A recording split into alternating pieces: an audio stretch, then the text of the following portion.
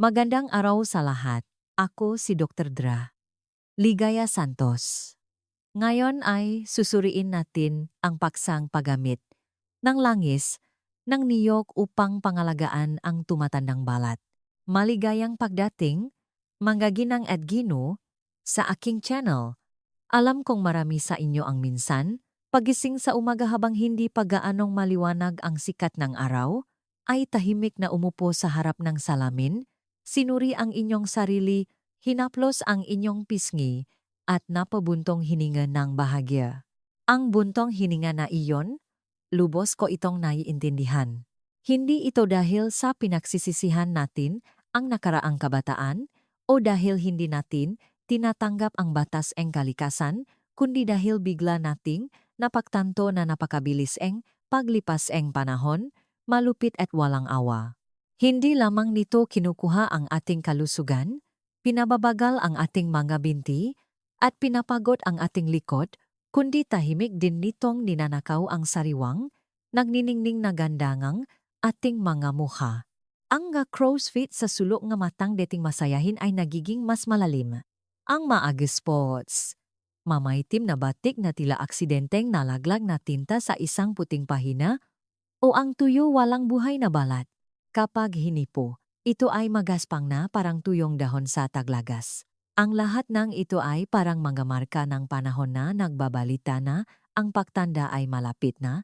Alam kong marami sa inyo ang gumastos ng malaking halaga sa mamahaling imported na cream o sa mamarangyang spa treatment. Mayroon namang sumusuko na, inisip na matanda na sila para kanino pa sila magpapaganda. Ngunit, magaginang Edgino, ang pagpapaganda ay hindi para sa ibang tao. Ang pagpapaganda ay para sa atin upang bawat umaga pagising natin at tumingin sa salamin, makita natin ang ating sarili na mas sariwa, mas masaya sa buhay, at mas pinahahalagahan ang ating sarili pagkatapos maraming taon ng pagsasakripisyo para sa asawa at mga anak. Kaya, mayroon bang paraan upang maibalik ang kabataang iyon nang hindi gumagastos ng malaki, nang walang mapanganib na kemikal, at ganap na ligtas para sa ating balat na nagsisimulang manipis? Ang sagot ay oo. At ang mas kahanga-hanga, ang himalang iyon ay matatagpuan mismo sa ating kusina, mismo sa bakuran ng ating tahanan sa Pilipinas, isang uringang likidong ginto na pinino mula sa araw, hangin, at sa ating inang lupa, ito ay ang langis ng niyog. Ngayon, mga ginang at ginu, magtimpla kayo ngang isang tasangang mainit na sa, at maupo kayo ng maluwag kasama ako. Hindi lamang ako magbibigay nga mga resipi kundi samahan ko kayo sa isang paglalakbay upang muling buhayin ang inyong balat sa loob ngang 7 araw. Sama-sama nating tuklasin ang tatlong sikreto, tatlong kahangahangang kombinasyon mula sa langis ng niyog na marahil ay hindi niyo pa naririnig. Ngunit bago tayo pumasok sa paglalakbay na ito upang maibalik ang walang hanggang ganda, pakiusap, magbigay kayo ngang isang like at lalo na pindutin ang subscribe button sa aking channel sa ibaba. Ang bawat like niyo ay isang malaking paghihikayat para sa akin upang patuloy na mahanap ng mahahalagang tradisyonal na remedyo araw-araw. Maraming salamat, mga ginang at ginu. Handa na ba kayo ngayon? Magsimula na tayo? Mga ginang at ginu, bago tayo pumunta sa tatlong recipe, gusto kong magbahagi kaunti sa inyo tungkol sa dahilan kung bakit ang langis ng niyog ay itinuturing na milagrong gamot para sa balat na tumatanda at hindi ibang uring langis. Ayon sa modernong medikal na pananaliksik, ang proseso ang pagtanda ang balat ay sa katunayan ang pagina ang natural na proteksyon na layer, ang lipid layer, at ang pagkasira ang mga collagen fiber sa ilalim. Habang tumatanda tayo, ang balat ay hindi na gumagawa ng sapat na langis upang mapanatili ang kahalumigmigan na nagiging sanhi ng pagkatuyong ng balat na parang lupa na bita-bita sa taktuyot at ang pagkatuyo na ito ang pangunahing sanhi ng wrinkles. Ang langis ng niyog ay ipinanganak bilang isang tagapagligtas para sa sitwasyong ito. Ang langis ng niyog ay naglalaman ng napakaraming lauric acid at natural na bitamina A. Isipin niyo ito para madaling maintindihan.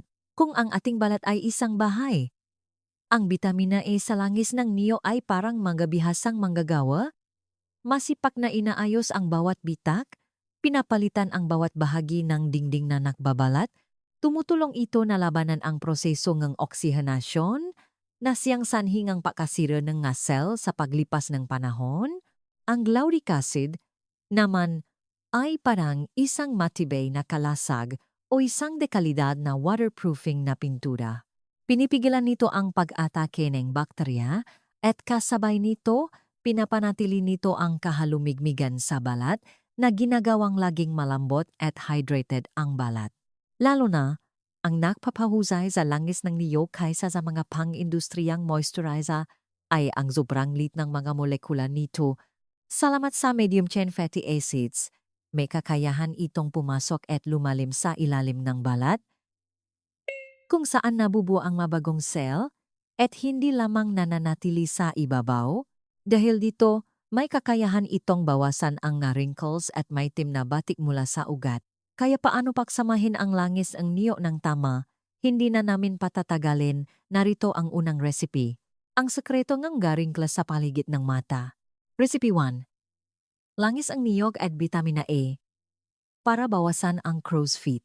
Ang mga crow's feet sa dulo ng mata o ang maliliit na wrinkles sa paligid ng bibig ang pinakamalinaw na nagpapakita ng edad sa mukha. Ang balat sa paligid ng mata ay likas na napakanipis.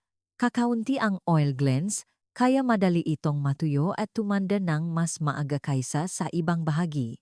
Upang gamutin ang bahaging ito, ang langis ng niyog mismo ay maganda ngunit hindi sapat. Kailangan natin ng isang malakas na katulong upang doblehin ang bisa ng pagbabago ng balat, at iyon ay ang vitamina A, ang kombinasyon ng malalim na, moisturizing na kakayahan ng langis ng niyog at ang malakas na, antioxidant na kakayahan ng vitamina A ay liliha ng isang napakagandang, sariwang serum na maaari ninyong gawin sa bahay ng napakamura. Mga sangkap na kailangan, isang kutsaritangang purong virgin coconut oil, VCO. Pinakamahusay ang cold-pressed na uri dahil napapanatili nito ang lahat ng sustansya at natural na amoy. 1 hanggang 2 capsule ng vitamina A maaari ninyong bilhin ng madali sa anumang botika, tulad ng 400 EU o katulad na uri, mga kagamitan. Isang maliit, malinis, at tuyong mangkok. Isang toothpick o malinis na karayom. Paraan ng paggawa. Napakasimpel ng paraan ngunit kailangan ng pagiging masinop. Una, ilagay ang isang kutsaritang langis ng niyog sa maliit na mangkok. Pagkatapos, gumamit ng malinis na karayom upang butasin ang isang dulo ng capsule ng vitamina A o gumamit ng gunting upang putulin ang dulo. Pigayin ang lahat ng likido ang vitamina A sa loob kang mangkok na may langis ng niyo. Ngayon, gumamit ng malinis na daliri o maliit na kutsara upang haluin nang mabuti hanggang sa ganap na magalo ang dalawang sangkap at maging isang homogeneous na pinahalong. Paano gamitin? Bawat gabi bago matulog. Upang masipsip ang mga sustansya at makabisa, sundin ang 3 hakbang na ito. Hakbang 1, malalim na paglilinis. Hugasan ng mabuti ang mukha gamit ang maligamgam na tubig.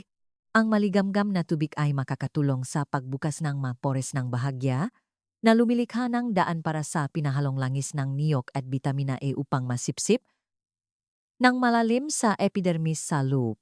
Pagkatapos, patuyuin ang mukha gamit ang malambot na tuwalya.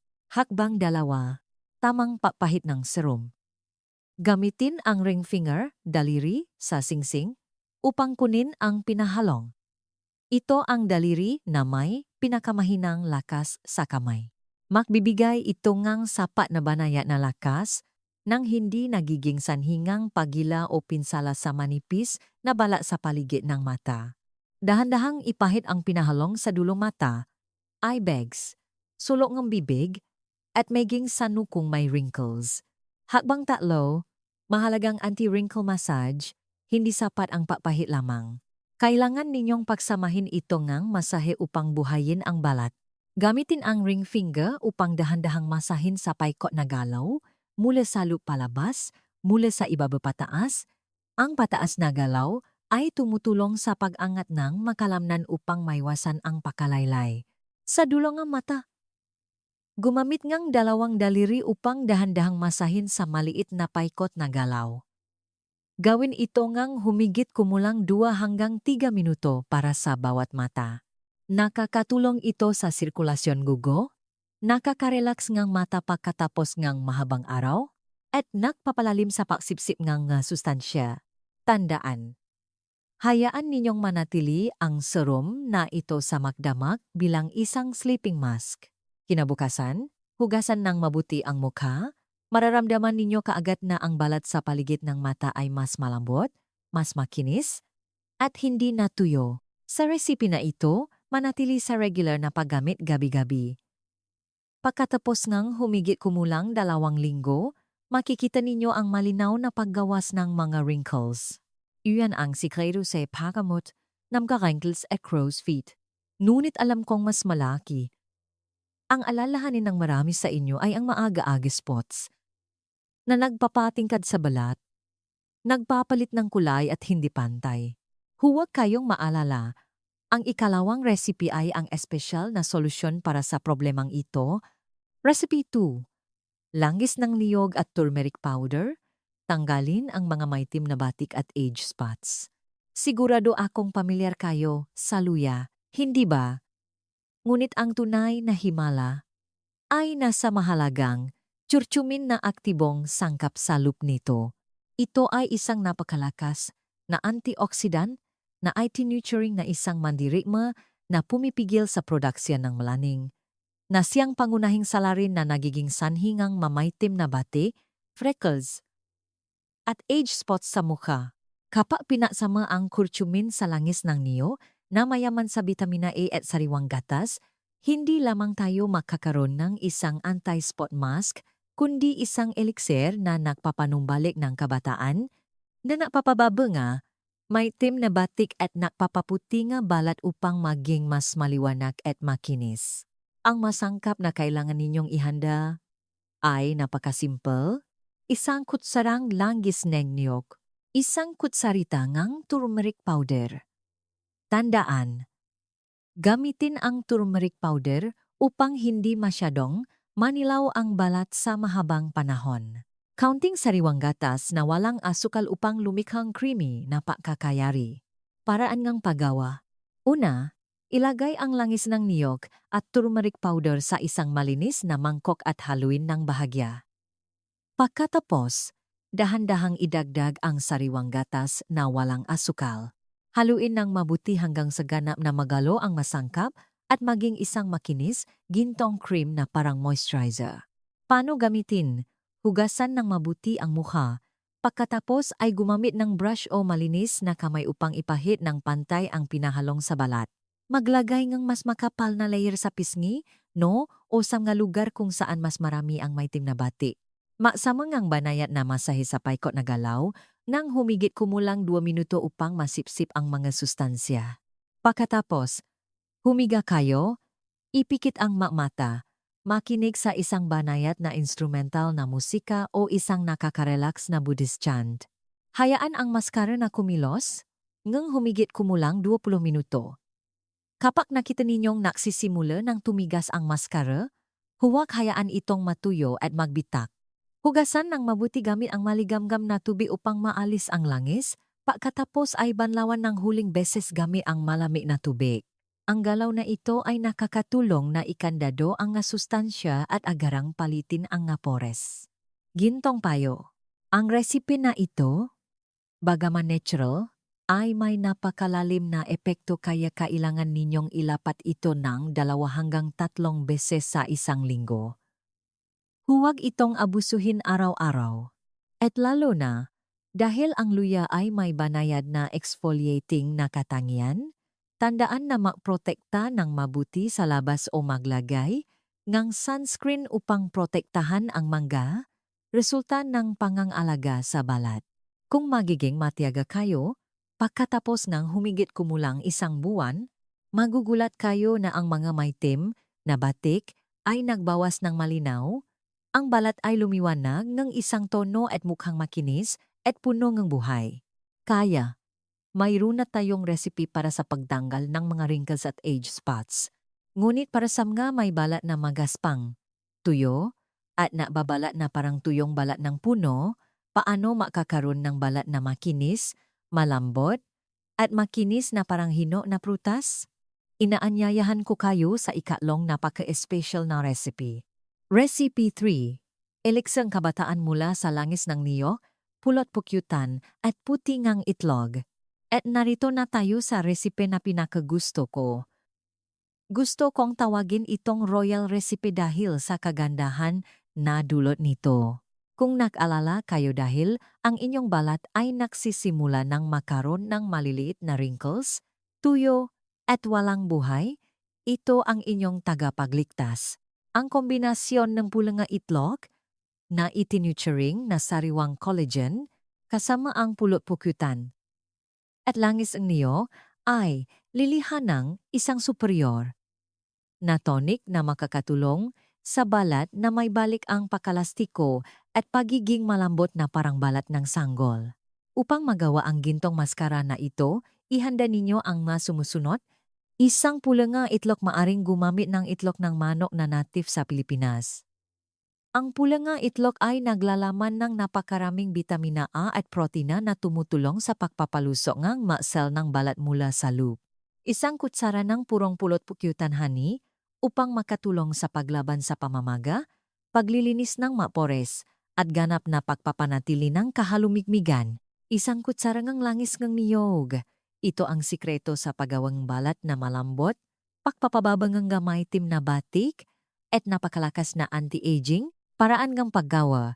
Simple lang gawin ngunit kailangan ngang kaunting galing upang maging pinakamakinis ang pinahalong. Panorin ninyong mabuti. Una, ihiwalay ang pulang ng itlog at ilagay sa isang malinis na mangkok. Gumamit ng kutsara o whisk upang dahan-dahang haluin ang pula ang itlog hanggang sa matunaw ito. Pagkatapos, dahan-dahang ibuhos ang pulot pukyutan at langis ng niyo sa mangkok na may pula ang itlog. Ngayon ang mahalagang hakbang. Haluin ng mabuti hanggang sa bumula at magalo ang lahat ng sangkap. Bilang resulta, makakakuha kayo ng isang makinis, gintong pinagalong na parang cream. Lalo na, ang matamis na amoy ng pulot pukyutan at ang malinamnam na amoy ng langis ng niyog ay ganap na tatakpan ang amoy ng itlog. Kaya, huwag kayong mag-alala, napakabango at kaaya-aya ito. Paano gamitin at mag-enjoy sa spa recipe na? Ito sa bahay, ngayon na ang pinaka-relax na sandali.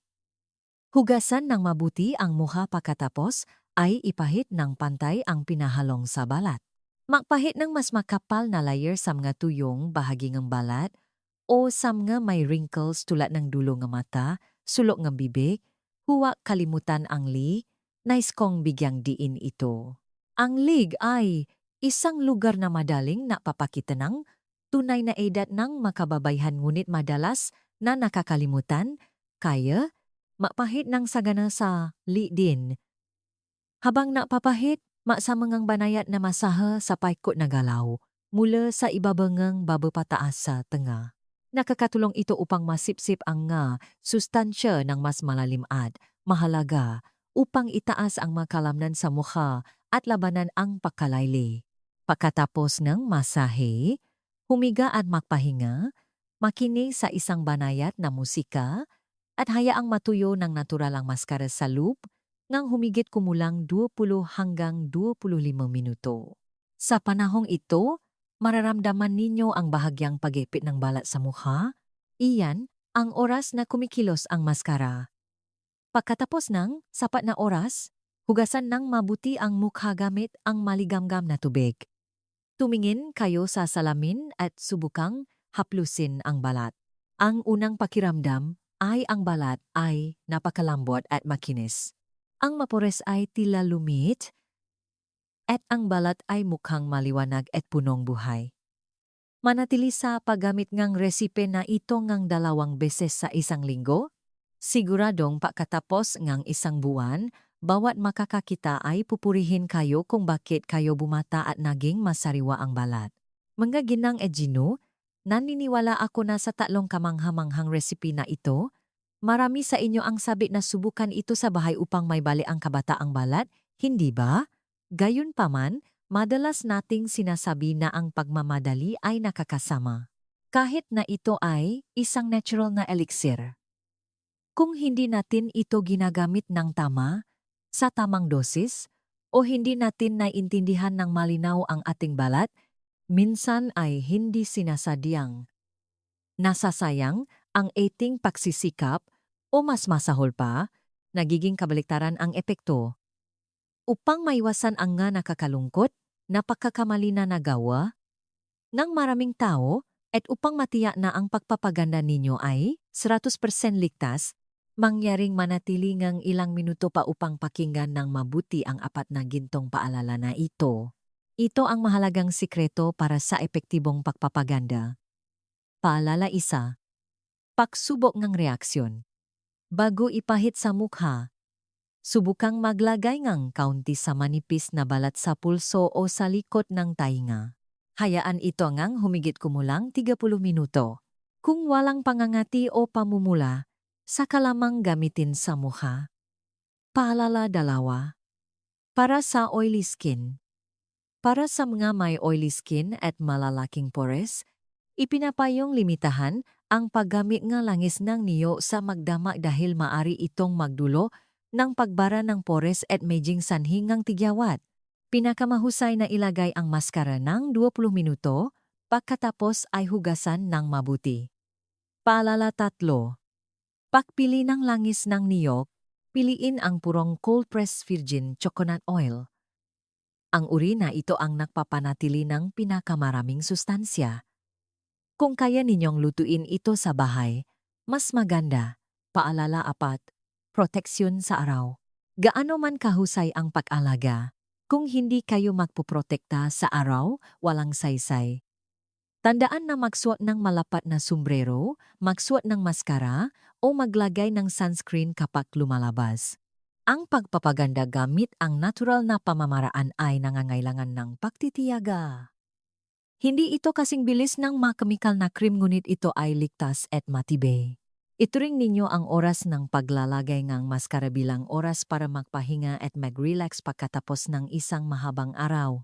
Maginang at Ginoo, ang pagtanda ay hindi ang oras upang tumigil sa pagmamahal sa ating sarili kundi ang oras na mayroon tayong pinakamaraming oras upang alagaan ang ating sarili.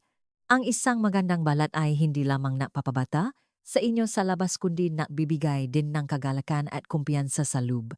Umaasa ako na sa mga taos-pusong pagbabahagi na ito tungkol sa langis ng niyok, makakahanap kayo ng angkop, mura, at epektibong paraan ng pagpapaganda mismo sa inyong maliit na kusina, magsimula kayo ngayong gabi.